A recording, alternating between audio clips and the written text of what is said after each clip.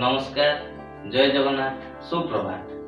दर्शक बंधु, आज आपण मानकु नै आसीछि आजिर नुआ एक प्रसंग। आजिर प्रसंग हेउछि लिवर बा यकृत ताहा क्षति हुए किपरि एवं तार सरल निराकरण। आसंतु जानि नेबा। दर्शक बंधु, लिवर बा यकृत आम शरीरर एक गुरुत्वपूर्ण अंग।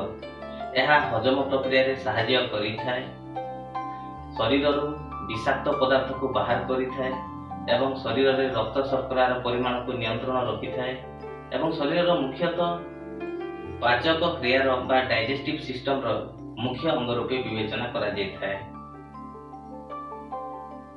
दर्शक बंधु, विभिन्न कारणरू लिवर बा एही यकृतटी क्षतिग्रस्त होइथाय एवं फलरे विभिन्न गंभीर रोग लिवर सिरोसिस बा लिवर निष्क्रियता भली रोग मध्य सृष्टि होइथाय।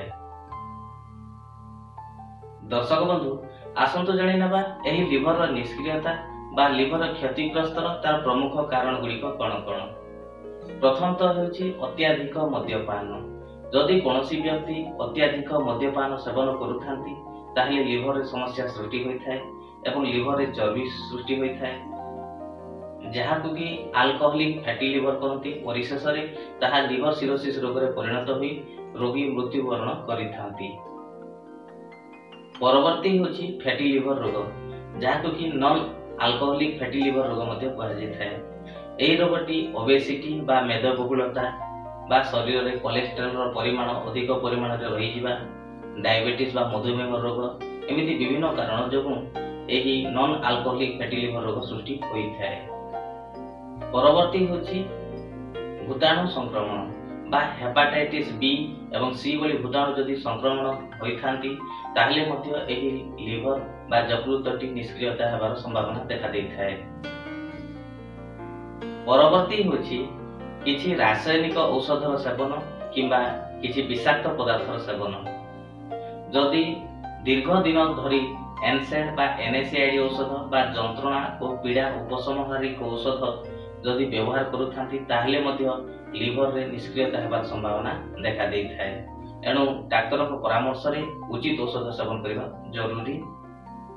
परवर्ती होछि शरीरर ऑटो इम्यून डिजीज, जहा कि शरीरर स्वयं प्रतिरोधक शक्ति जदि क्षमता ह्रास होइथाय, ऑटो इम्यून डिजीज जदि सृष्टि होइथाय सेते बेले मध्य लिवर रे संक्रमण होइथाय एवं लिवर रे निष्क्रियता हेबार संभावना देखा देइथाय।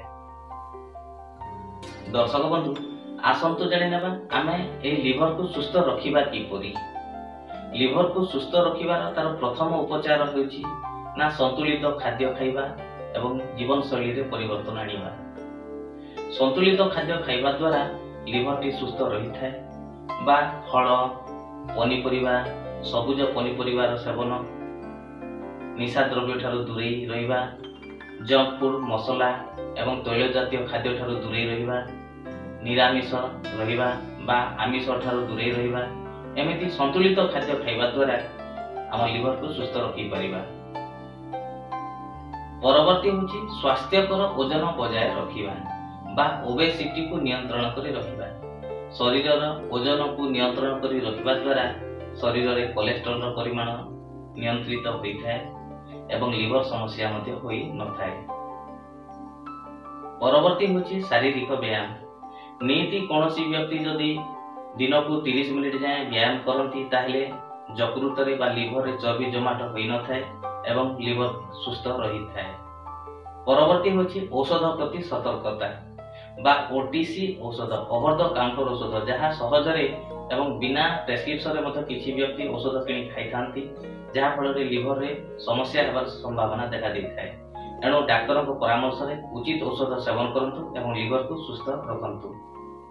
दर्शक बंधु, आपण आदौ भूलंतु नहीं जे निशा द्रव्य आम स्वास्थ्य पई प्रबल हानिकारक।